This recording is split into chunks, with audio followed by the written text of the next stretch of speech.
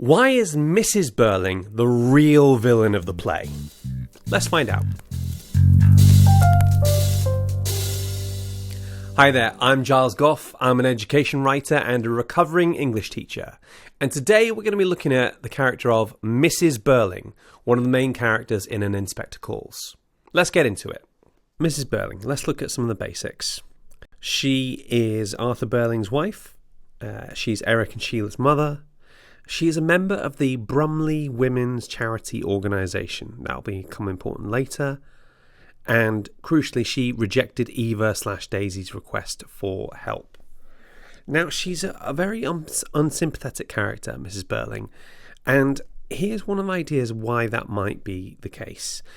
Some of you might have heard of this before. It's called just world theory. I don't know who came up with it originally. It's a belief that the world is fair and that those who do good will be rewarded and those who show negative behaviour will be punished. Now, that's fine as far as it goes, but it does leave you open to a lot of victim blaming. In psychology, I believe they've sort of noticed that if people can't help a person, then they will start to try to rationalize it to believe that the person is somehow responsible for their own pain that they're going through in some way, shape or form. We see this on a geopolitical level, we see this on a societal level, and it's often a class-related thing. It's often the upper classes looking down on the lower classes saying, why can't you be better? Or why can't you just pull yourselves up by your own bootstraps? You see evidence of this in where she says, as if a girl of that sort would ever refuse money. When she's talking about a girl of that sort, she's talking about the fact that Eva at some point has to turn to prostitution. Now, in Mrs Birling's world, prostitution is immoral, so therefore anybody who prostitutes himself is an immoral person, and they don't have any scruples, and they would take money at any opportunity. Mrs Birling has never had to worry about how the rent is going to get paid. Mrs Birling has never had to worry about where her next meal is coming from. So she is judging somebody because they are having to do things that she would never ever have to do. And this leads me on to just one theory that I heard that I found a bit compelling, and I wanted to share it with you, about an idea that Mrs Birling is the real villain of the story. So let's get into it. She's obviously a very influential character. She has a really strong influence on her family. Mrs Birling is her husband's social superior. That's one of the first things we learn about her. And she frequently appears to let Mr Birling know in little ways. She'll say things like, "Oh, Gerald, don't say that," or words to that effect. So could this affect how Mr Birling treats another woman who tries to exercise power over him? Could the fact that he's got a domineering wife at home have anything to do with the way he treats women in the workplace? Next up is Sheila. Let's think about how Mrs Birling gradually chips away at Sheila's self-esteem. She'll say things like, "Now, Sheila, you'll have to get used to this," and she frequently infantilizes Sheila and stuff like that. So this could be a contributing factor as to why Sheila lashes out at Eva.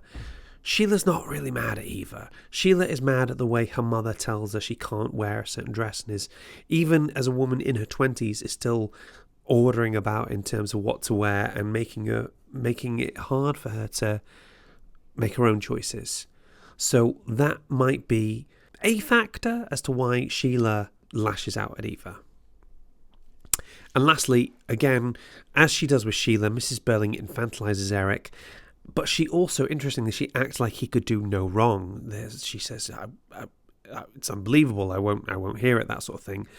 So if you think of Eric as somebody who is an adult but still treated like a child, and also he's obviously developing a drinking habit right in front of their eyes and they are completely oblivious.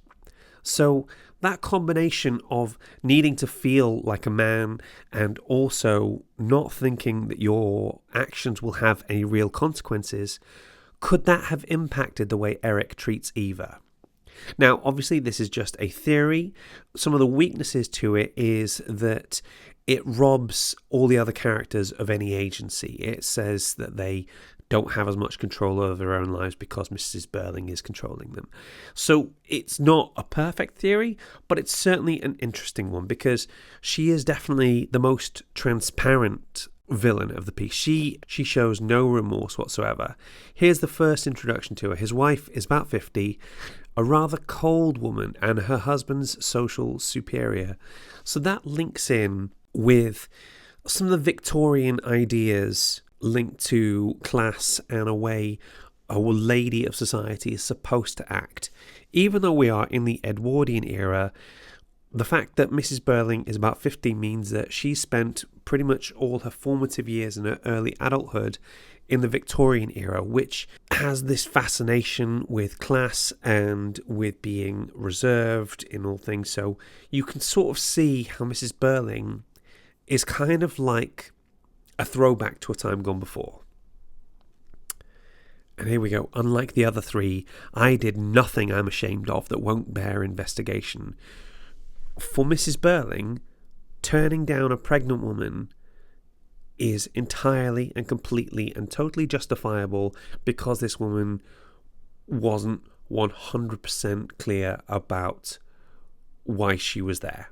And that's what we come back to. If you have never had to worry about food or any basic needs, you have never had to lie to get to them. You don't understand why people would lie to get basic human needs.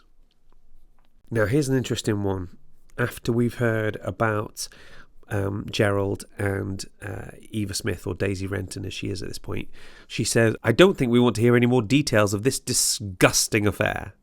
Now, what's interesting is it a disgusting affair because it's out of wedlock? Well, yes, possibly.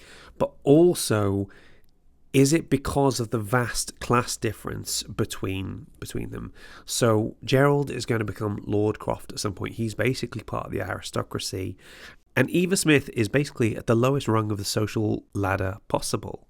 So is it the fact that it's immoral as she sees it? Or is the difference in status between the two of them what's really bugging her? Because if we take away the idea that people should only marry within their class, that starts to shake the entire foundation of Mrs. Birling's world. And again, you're quite wrong to suppose I shall regret what I did. At no point does she ever suggest she's ever at fault. And this just shows how some people will absolutely dig their heels in when they are wrong, when they've been proven to be wrong. They'll still dig their heels in because they don't know how to say they're sorry. They've never been taught how to apologise or how to climb down from a situation, how to de-escalate a situation. Now, one key term I want to leave you with Mrs. Birling is the idea of a dramatic foil. That is, a foil character is someone who contrasts with another character. So usually the main character, the protagonist, and that's to highlight their personality and qualities. So in Shakespeare and Macbeth, you see that Macduff is the dramatic foil to Macbeth because Macduff has, we assume, a functional home life and he's loyal to the king, whereas Macbeth isn't. You see this in all other types of things. It doesn't necessarily mean that the characters are one's good and one's evil. It can mean that, but it doesn't always mean that. Now, here's the interesting thing though. Who do you think she's the foil to? Is it the inspector or could it be Sheila?